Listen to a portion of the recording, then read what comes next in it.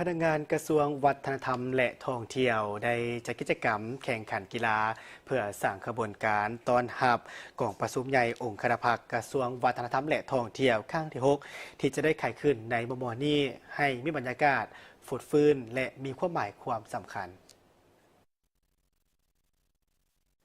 เพื่อเป็นการสร้างขบวนการต้อนรับกองประชุมใหญ่องค์คณะภาคกระทรวงวัฒนธรรมและการท่องเที่ยวที่จะไขขึ้นม.นี้ให้มีขบวนการฝุดฟื้น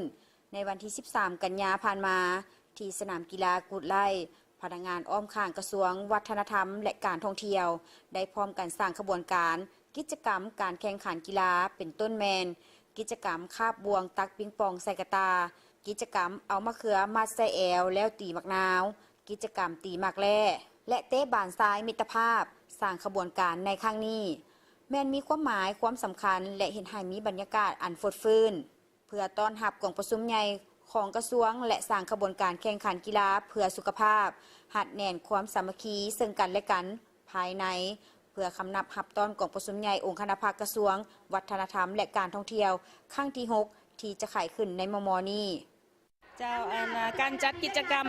สร้างขบวนการกีฬาเพื่อคำนำรับต้อนกองประชุมใหญ่ครั้งที่ 6ขององค์คณะภาคกระทรวงวัฒนธรรมและการท่องเที่ยวมื้อนี้พวกเฮาจัดกิจกรรมนี้ขึ้นก็เป็นส่วนหนึ่งของหลายๆกิจกรรมที่พวกเฮากาเกียมเนาะเมื่อคืนนี้พวกเฮาก็มีการแสดงศิลปะวรรณคดีแล้วดอกมื้อนี้พวกเฮามีกิจกรรมกีฬาปวดปืนมวลซืนเป็นกีฬามวลส้นเนาะ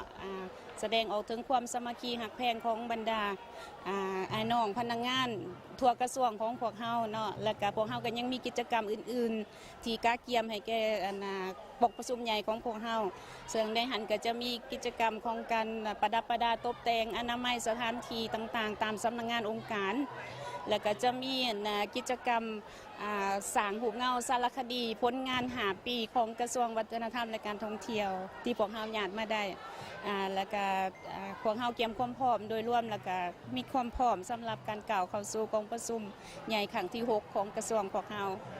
นอกจากกิจกรรมในครั้งนี้ทางกระทรวงวัฒนธรรมและการท่องเที่ยวได้สำเร็จการทาบทามบุคลากรออกรับสมัครเลือกตั้งเข้าในคณะบริหารงานภาคกระทรวงวัฒนธรรมและการท่องเที่ยวสมัยที่ 6 รอบที่ 3 พร้อมกันนั้นสืบต่อขบวนการประดับประดาและออกแห่งงานรวมอนามัยสถานที่อ้อมหอบห้องการของตนเพื่อสร้างให้มีความสะอาดงามตาในการคำนับรับต้อนกองประชุมใหญ่องค์คณะภาคกระทรวงวัฒนธรรมและการท่องเที่ยวครั้งที่ 6ที่จะมาถึงให้เป็นขบวนฟดฟื้นและเต็มไปด้วยเนื้อในอันลึกซึ้ง